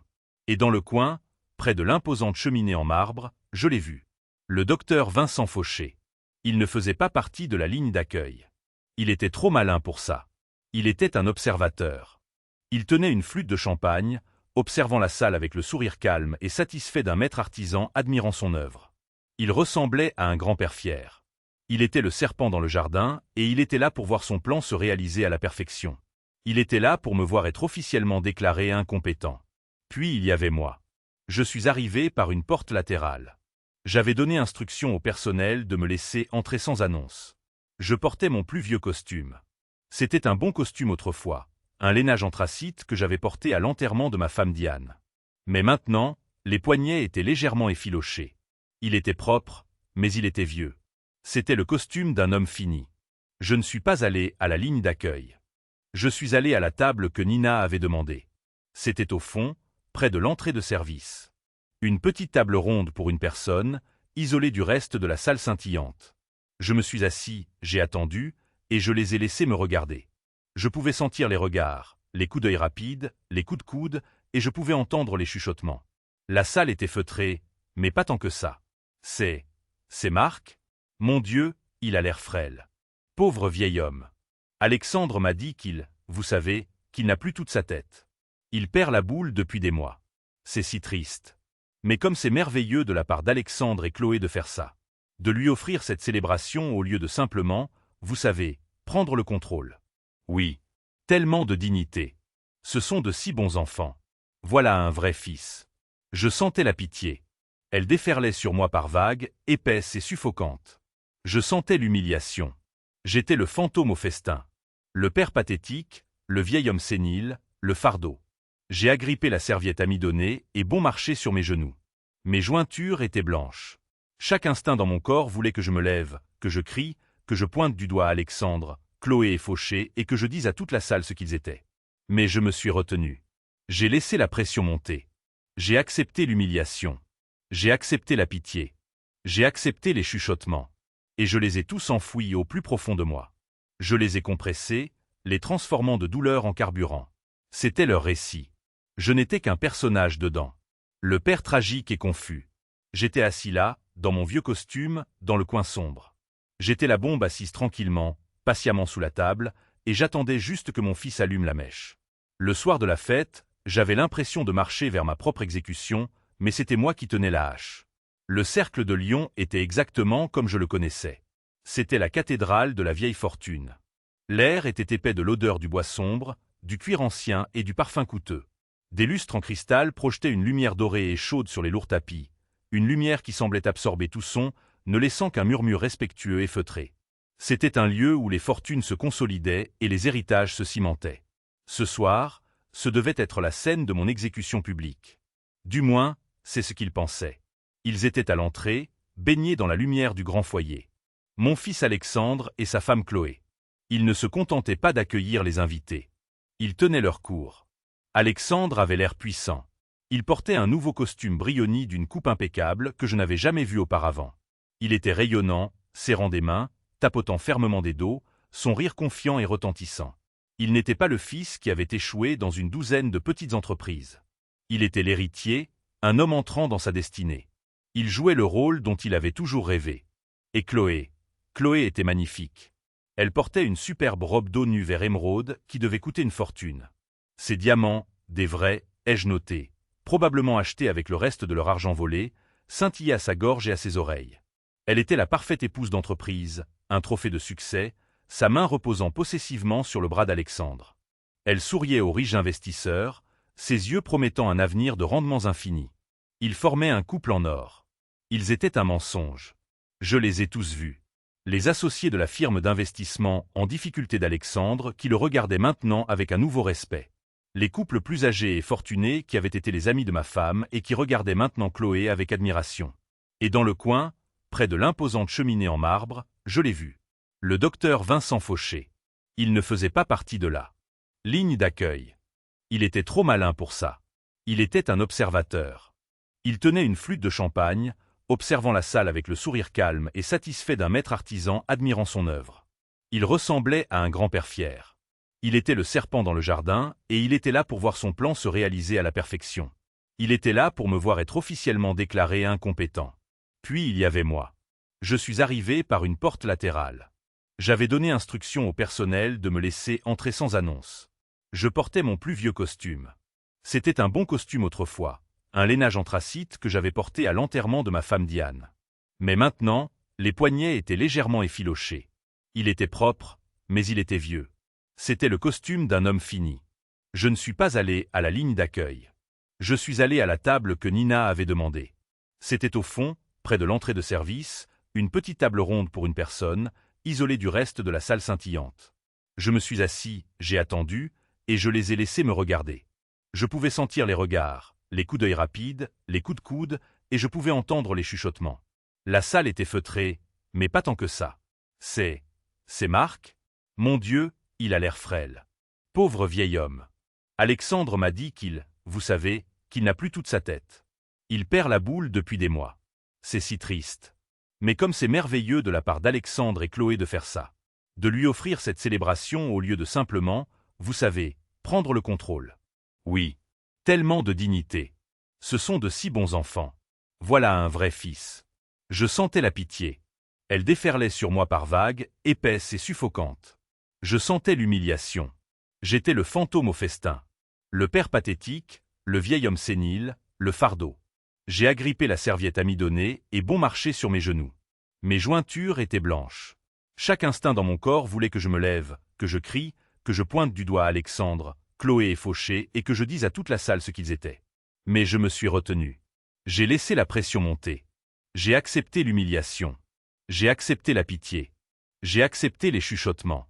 Et je les ai tous enfouis au plus profond de moi. Je les ai compressés, les transformant de douleur en carburant. C'était leur récit. Je n'étais qu'un personnage dedans. Le père tragique et confus. J'étais assis là, dans mon vieux costume, dans le coin sombre. J'étais la bombe assise tranquillement, patiemment sous la table, et j'attendais juste que mon fils allume la mèche. Le murmure de la salle, le tintement des verres, les rires suffisants.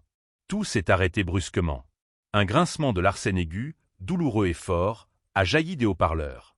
Alexandre, mon fils, était au pupitre, tapotant le microphone avec un air d'agacement performatif et léger. « Désolé pour ça », dit-il, et la salle a ri avec lui.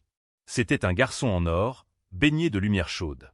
Il a regardé les 150 personnes, ses investisseurs, mes anciens collègues, les créanciers de sa femme, et il a souri. « Merci à tous d'être venus », dit-il, sa voix lisse et confiante. C'est une soirée très spéciale, une soirée pour la famille, pour l'héritage. Il a fait une pause et son expression a changé. Il a adopté un air de responsabilité sombre et aimante. C'était un bon air. Il l'avait répété. Comme beaucoup d'entre vous le savent, a-t-il poursuivi, mon père, Marc Fournier, est un homme qui a bâti un empire à partir de rien. Il est mon héros. Il a fait un geste non seulement vers la salle, mais aussi vers le coin sombre où j'étais assis. 150 pères dieux se sont tournés vers moi.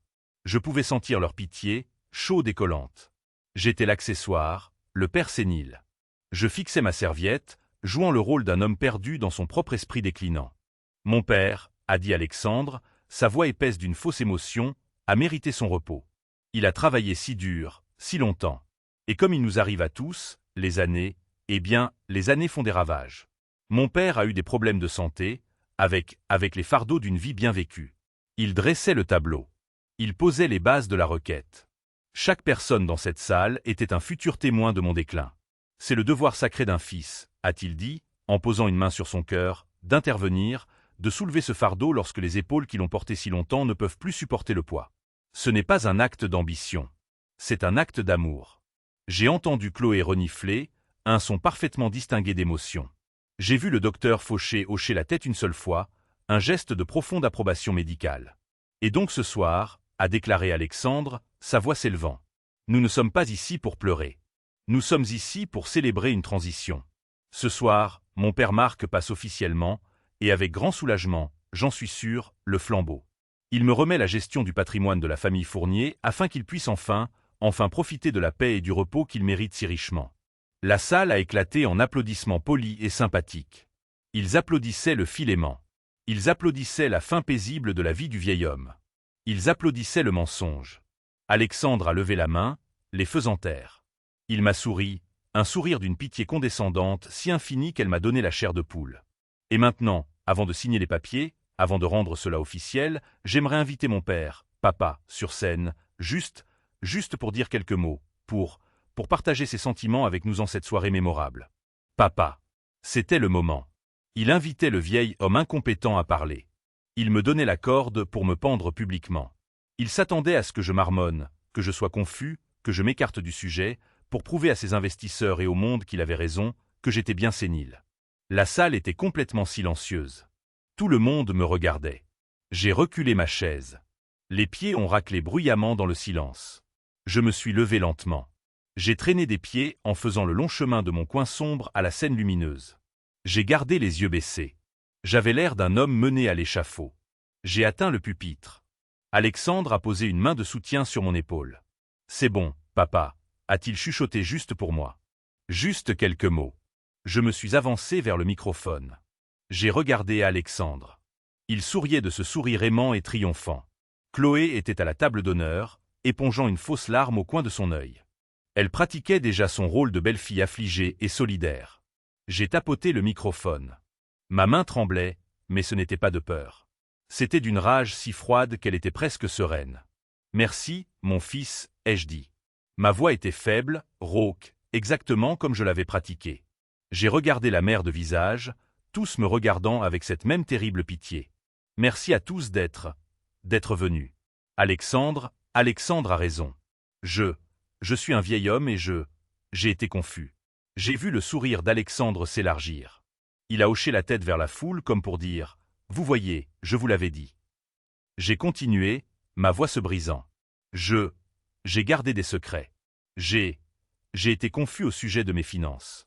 Je n'ai pas été honnête. Pas même avec mon propre fils.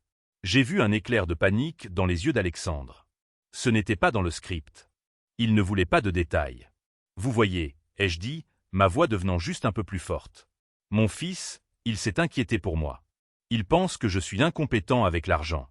Il craint que je sois un danger pour mon propre patrimoine. Il a absolument raison de s'inquiéter.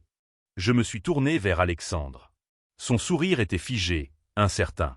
Tu avais raison de t'inquiéter, Alexandre. Toi et Chloé, parce que j'ai caché des choses. J'ai caché ceci. Je n'ai pas cherché dans mes notes, mais dans ma poche. J'ai sorti la petite télécommande noire pour le projecteur. Je ne suis pas très doué avec ces nouveaux gadgets, ai-je marmonné en la manipulant. J'ai demandé au gentil jeune homme de l'hôtel de m'aider à préparer une image pour mon discours. Une petite surprise. Alexandre ne souriait plus. Son visage était un masque de confusion. Papa, qu'est-ce que c'est que ça? J'ai appuyé sur le bouton derrière moi. L'énorme écran de projection, qu'Alexandre avait prévu pour une vidéo hommage à Marc Fournier, s'est allumé. Il ne montrait pas de photos de moi jeune homme. Il ne montrait pas de vacances en famille. Il montrait une capture d'écran, une capture plein écran haute résolution de mon portail bancaire privé du Crédit Suisse. La pièce était absolument, profondément silencieuse. Le bruit d'une seule fourchette tombant sur une assiette a résonné comme un coup de feu. Là, en bas de l'écran, en chiffres noirs et gras que personne ne pouvait mal lire, se trouvait le solde du compte 58 714 432 € et 19 centimes d'euros. 58 714 432 € et 19 centimes d'euros. J'ai laissé l'image en suspens. J'ai laissé ce chiffre se graver dans la rétine de chaque personne présente dans cette salle. J'ai entendu quelqu'un au premier rang halter, un son bref et étranglé. J'ai observé les investisseurs. Les hommes qu'Alexandre voulait si désespérément impressionner. Leurs têtes ont pivoté de l'écran vers moi, puis vers Alexandre. Leurs yeux n'étaient plus sympathiques. Ils étaient froids, calculateurs.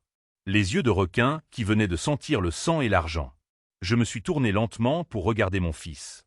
Son visage était blanc, d'un blanc cireux, exsangue. Le bronzage de garçon en or avait disparu. Le sourire confiant il n'avait pas seulement disparu. Il s'était effondré. Sa bouche était grande ouverte. Il regardait l'écran, puis moi, puis de nouveau l'écran, son cerveau échouant complètement à calculer ce qui se passait. Et Chloé. Oh, Chloé. Sa réaction était encore meilleure. Sa main était à sa gorge, ses ongles parfaitement manucurés s'enfonçant dans sa peau. Ses yeux étaient grands ouverts, sa bouche ouverte dans un cri silencieux et horrifié. Elle ne me regardait pas. Elle ne regardait pas Alexandre. Elle fixait le chiffre. C'était le visage brut, angoissé, désespéré d'une joueuse compulsive qui venait de réaliser qu'elle avait tout misé sur le mauvais cheval. Je me suis penché à nouveau vers le microphone. Ma main était stable comme un roc. Ma voix, quand elle est sortie, n'était plus faible. Elle n'était plus rauque. Elle était claire. Elle était froide. Et elle a retenti avec l'autorité d'un homme qui possédait chaque molécule de cette pièce. Ceci, ai-je annoncé, ma voix coupant le silence, est le patrimoine pour lequel mon fils était si inquiet. J'ai pointé le chiffre 58 714 432 €, le paiement final de la vente de mon entreprise, un secret que je gardais, apparemment pas très bien. J'ai regardé directement Alexandre. Ses yeux étaient écarquillés d'une nouvelle terreur naissante. Une somme si importante, ai-je continué. Je peux comprendre pourquoi vous penseriez que j'étais incompétent pour la gérer tout seul. Je peux comprendre pourquoi vous seriez si pressé de la protéger. Le mot « pressé » est resté en suspens dans l'air. Ce n'était plus une fête. C'était un interrogatoire. Je gardais la main sur la télécommande, mon regard fixé sur mon fils.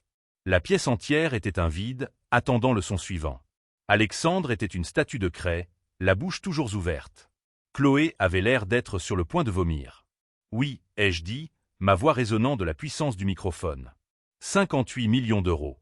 Un chiffre très grand, très compliqué à gérer pour un vieil homme confus. J'ai fait un pas de plus vers Alexandre. Il a effectivement reculé d'une fraction. Tu t'inquiétais tellement pour moi, n'est-ce pas, mon fils? Ai-je dit, ma voix dégoulinant d'une terrible fausse sympathie. Tellement inquiet que je puisse mal le gérer. Tellement inquiet, en fait, que tu allais me chercher de l'aide.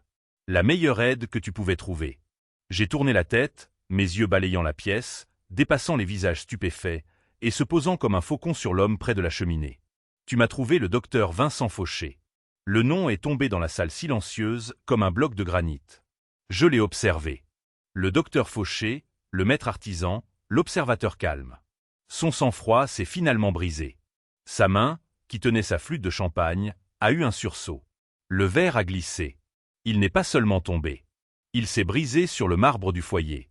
Une explosion de son dans le silence de mort. La tête de tout le monde s'est tournée vers lui.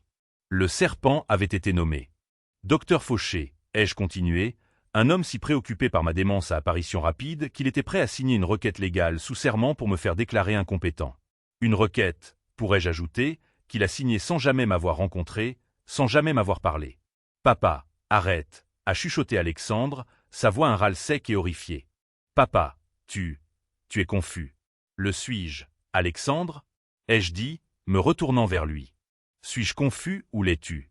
Tu vois, j'étais si sénile que j'ai engagé ma propre aide, moi aussi. Et sur ce, d'une porte latérale, une femme est entrée. Elle était calme, posée, et portait une mallette en cuir. Nina Patel. Elle a marché directement vers la scène, a dépassé la table d'honneur, et s'est tenue à côté de moi. Elle n'était pas invitée à cette fête, et elle dégageait une puissance qui a fait que Chloé s'est physiquement recroquevillée sur sa chaise. Bonsoir, a dit Nina, sa voix claire et portant sans avoir besoin de microphone. Je m'appelle Nina Patel. Je suis l'avocate de monsieur Marc Fournier, et il est, je vous l'assure, mon client le plus compétent. Nina m'a fait un signe de tête. J'ai de nouveau appuyé sur le bouton de la télécommande. L'écran a changé.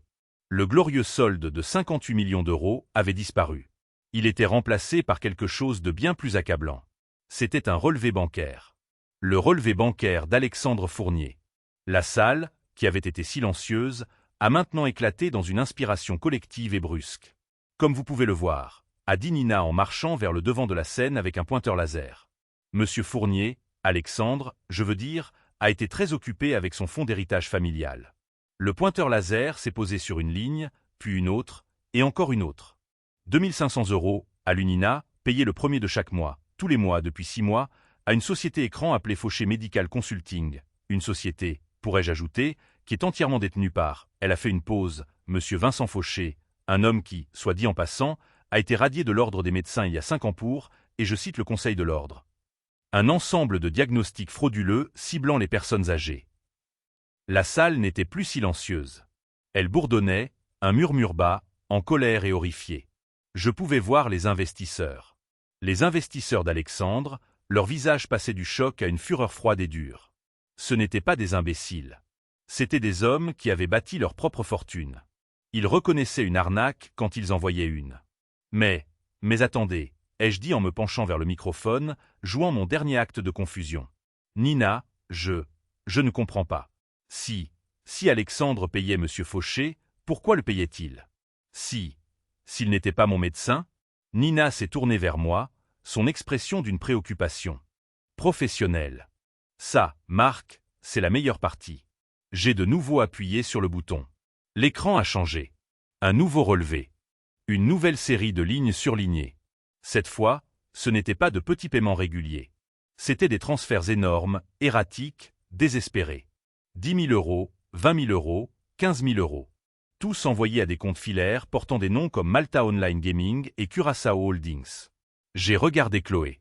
Elle avait les yeux fermés. Elle tremblait. Son secret était maintenant un panneau d'affichage de 6 mètres de haut. Vous voyez, mesdames et messieurs, a annoncé Nina, sa voix sonnant de mépris. Monsieur Alexandre Fournier n'était pas seulement cupide. Lui et sa femme, ils étaient fauchés. Ils étaient noyés sous des centaines de milliers d'euros de dettes de jeux en ligne. Les 58 millions d'euros n'étaient pas seulement une manne pour eux. C'était un sauvetage. Ils ne pouvaient pas attendre que Marc meure naturellement. Ils n'en avaient pas les moyens. Ils étaient désespérés. Le chaos a été immédiat. Les chuchotements ont explosé en conversations ouvertes et en colère. Mon Dieu! Le jeu! Ils sont fauchés. Il vient de me demander un investissement de 2 millions d'euros la semaine dernière. Il a engagé un faux médecin, un radié. Il a essayé de piéger son propre père pour payer le bookmaker de sa femme. J'ai vu 2 des plus gros investisseurs d'Alexandre se lever, leurs visages violets. Ils ne sont pas sortis en trombe. Ils ont marché directement vers Alexandre, qui était piégé sur la scène, pâle et en sueur. Ils ne criaient pas. Ils pointaient juste du doigt. Leurs expressions étaient meurtrières. Le docteur Fauché était parti. Quelque part pendant le discours de Nina, il s'était éclipsé par la porte latérale comme le serpent qu'il était. Mais Alexandre et Chloé, eux, n'avaient nulle part où fuir. Ils étaient sur scène, sous les lumières vives et chaudes, entourés par les personnes mêmes qu'ils avaient tant essayé d'impressionner. Ils étaient entourés par les ruines de leur propre ambition. Chloé avait finalement fondu en sanglots laids et convulsifs, son visage enfoui dans ses mains. Sa robe émeraude et ses diamants ressemblaient maintenant à un costume bon marché. Et Alexandre est juste resté là. Il me regardait. La haine dans ses yeux était pure. La confusion avait disparu. Le fils aimant avait disparu. Tout ce qui restait était la rage brute, pathétique et désespérée d'un homme qui avait été, selon ses propres termes, publiquement humilié. Je me suis penché une dernière fois vers le microphone. Alors, Alexandre, ai-je dit, ma voix calme et claire au-dessus du chaos. En tant que nouveau chef du patrimoine, quelle est votre première décision? Ma question calme et simple a semblé le briser. Le chaos dans la salle, les investisseurs en colère, la vue de sa femme sanglotant, tout s'est finalement abattu sur lui. Le masque du fil en or ne s'est pas seulement fissuré, il a explosé. Toi, a-t-il crié. Sa voix n'était plus lisse ni confiante. C'était un cri aigu, rauque, de haine pure et sans mélange. Il a pointé un doigt tremblant vers moi. C'est toi qui as fait ça, toi, menteur. La salle est redevenue silencieuse, stupéfaite par le venin pur. Toi, vieil imbécile sénile et confus, a-t-il craché. Toi, tu ne sais pas ce que tu dis. Tu es fou. Tu es délirant. Il est délirant. A-t-il hurlé aux investisseurs qui le fixaient avec des yeux froids et morts. Il est paranoïaque. C'est la preuve. C'est l'épisode. C'est exactement ce dont le docteur Fauché nous avait prévenu. Il était désespéré. Il se raccrochait à la dernière paille de son propre mensonge, essayant d'utiliser l'histoire qu'il avait créée comme un bouclier. Il essayait de convaincre la salle que ceci était la crise psychotique dont il avait parlé dans sa requête. C'était un bon essai. C'était le seul coup qui lui restait. Mais j'étais prêt. J'ai laissé ses cris résonner dans la vaste salle silencieuse. J'ai laissé tout le monde voir le fils aimant pour ce qu'il était, un animal acculé, terrifié et profondément vicieux. Je suis juste resté là, mes mains posées sur le pupitre, et j'ai attendu. J'ai laissé le silence s'étirer jusqu'à ce qu'il soit douloureux. Puis je me suis penché vers le microphone. Je n'ai pas élevé la voix. Je n'en avais pas besoin. Délirant, ai-je dit, ma voix calme, paranoïaque, confus, sénile. Tu as raison, Alexandre. Ce sont les mots exacts. Ce sont les mots que tu as utilisés. Les mots que toi et le docteur Fauché avez mis dans un document légal sous serment. J'ai regardé la foule. Il a raison. J'étais paranoïaque. J'étais confus. Surtout une nuit en particulier, la nuit à l'orangerie. J'ai vu le visage d'Alexandre perdre sa dernière couleur. La nuit où j'étais si paranoïaque que j'ai fui le restaurant. Ai-je continué? La nuit que tu as utilisée comme pièce maîtresse de ta requête pour ma crise psychotique. J'ai attrapé à côté du pupitre un petit objet simple que j'avais placé là. Je l'ai brandi. C'était la petite fiole transparente de la pharmacie, mise sous scellé. À l'intérieur, une petite quantité de liquide rouge foncé. Mais je suis un vieil homme confus, ai-je dit. Et j'ai oublié de jeter les ordures. Ceci est le jus de canneberge de cette nuit-là. Le jus pour lequel tu es revenu à la table, Alexandre. Le jus dont on m'a averti. Je l'ai tenu bien haut. Je suis peut-être délirant, mon fils, mais je sais ce que c'est. Et le docteur Michel Hébert, mon ami, le chimiste analyste à la retraite, il sait ce que c'est. Et le laboratoire où Nina Patel l'a envoyé, ils savent ce que c'est. Je l'ai regardé droit dans les yeux, mon regard comme un clou le fixant sur place. C'est un tranquillisant de qualité vétérinaire, Alexandre. Le genre qui, mélangé avec les bêta-bloquants d'un patient cardiaque, provoque, quelle était la phrase? Une confusion sévère, une perte de mémoire et des hallucinations. Le genre qui fait passer un homme parfaitement sain pour un sénile. La salle n'a pas seulement halté. C'était un gémissement collectif horrifié. Ce n'était plus une arnaque financière. C'était une tentative de meurtre. C'était un fils essayant de lobotomiser chimiquement son propre père. Et quant à être paranoïaque, ai-je dit, j'étais paranoïaque que j'étais le seul à le voir, que personne ne me croirait. Mais vous savez qui d'autre a vu? J'ai regardé vers l'entrée principale. Tu peux entrer maintenant, mon fils. Et un homme est entré. Il portait un costume sombre parfaitement taillé. Il avait l'air fort, posé et professionnel. C'était Benoît Cartier. Il n'était plus un agent de sécurité. Il avait l'air d'un cadre. Benoît Cartier, ai-je annoncé, l'agent de sécurité de l'orangerie. L'homme qui t'a vu, Alexandre. L'homme qui a eu le courage de m'avertir. J'étais si impressionné par son intégrité. Je viens de l'embaucher. Il est le nouveau chef de la sécurité de ma nouvelle fondation caritative de 58 millions d'euros. Benoît s'est avancé vers la scène. Il s'est tenu à côté de Nina. Il a regardé Alexandre et a juste hoché la tête, confirmant tout. Alexandre hyperventilait. Il regardait de Benoît à Nina, à moi, à la fiole dans ma main. Il était piégé, complètement, sans espoir. Et c'est là qu'il a finalement, complètement craqué. Il a regardé Chloé, sa femme, celle pour qui il avait fait tout ça. Chloé, a-t-il crié. Dis-leur que c'était ton idée. Les dettes, le médecin, c'était toi. Tu m'as forcé. C'était le dernier acte pathétique d'un lâche. Et Chloé, qui avait été un désordre sanglotant et tremblant, a lentement relevé la tête. Son maquillage était ruiné. Son visage était une ruine tachetée et striée de larmes. Mais ses yeux étaient soudainement terrifiants de clarté. C'étaient les yeux d'une survivante. Les yeux d'une joueuse qui savait par-dessus tout quand se coucher avec une main perdante et négocier un accord. Elle s'est levée. Elle a pointé son doigt tremblant, orné d'une bague en diamant, directement sur son mari. C'était lui, a-t-elle crié, sa voix un cri rauque qui a traversé toute la pièce. C'était tout lui. Il m'empoisonnait moi aussi. Il me contrôlait. Il m'a dit qu'il paierait mes dettes si je l'aidais. C'était tout Alexandre. J'avais peur pour ma vie. C'était la trahison la plus belle et la plus terrible que j'ai jamais vue. Et comme par un signal, alors que le mari et la femme criaient, s'accusant mutuellement, les 2 officiers de la police nationale en uniforme qui attendaient patiemment dans le foyer sont finalement entrés. Ils ont dépassé les investisseurs. Ils ont dépassé la fête en ruine. Ils ont marché directement jusqu'à la scène. « Alexandre Fournier », a dit l'un des officiers, sa voix blasée comme s'il avait tout vu. Alexandre n'a pas répondu. Il a juste regardé, la bouche ouverte, vaincu. Chloé Fournier, Chloé a juste sangloté. C'est lui qui l'a fait. C'est lui qui l'a fait. Vous êtes tous les deux, a dit l'officier en sortant les menottes. En état d'arrestation pour complot en vue de commettre des abus aggravés sur personnes âgées et tentative de meurtre. Le son du premier menottage se refermant, ce clic métallique et sec, c'était le son le plus fort, le plus beau, le plus parfait que j'ai jamais entendu. C'était le son de la justice. L'exécution publique au Cercle de Lyon n'était que le début. Le procès a été une tempête médiatique. Ce n'était pas seulement une histoire locale. C'était une histoire nationale. Le fils vipère, titrait un journal. Poison, cupidité et le docteur de la tromperie, lisait-on dans un autre. Ce fut un procès court. Les preuves n'étaient pas seulement accablantes. Elles étaient cinématographiques. Le docteur Vincent Fauché, dans un dernier effort désespéré pour se sauver, est devenu témoin de l'accusation. Il a témoigné contre Alexandre et Chloé avec le même détachement froid et professionnel qu'il avait utilisé pour planifier ma disparition. Il les a dépeints comme les cerveaux désespérés et manipulateurs qu'il avait contraints. Cela ne l'a pas sauvé, mais cela les a enterrés. Sarah Jean, mon ancienne comptable, était le témoin vedette de l'accusation. Ses feuilles de calcul montrant les paiements mensuels à Fauché et les virements massifs et frénétiques à Malte étaient indéniables.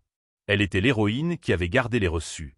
Le témoignage de Benoît Cartier, calme et inébranlable, a détruit la dernière défense d'Alexandre. Il était la voix de la vérité simple et décente.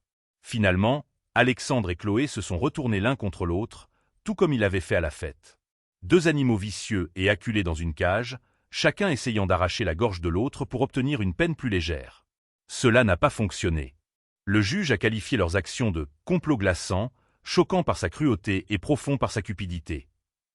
Alexandre Fournier a été reconnu coupable de tous les chefs d'accusation, y compris complot en vue de commettre des abus aggravés sur personnes âgées et tentative de meurtre.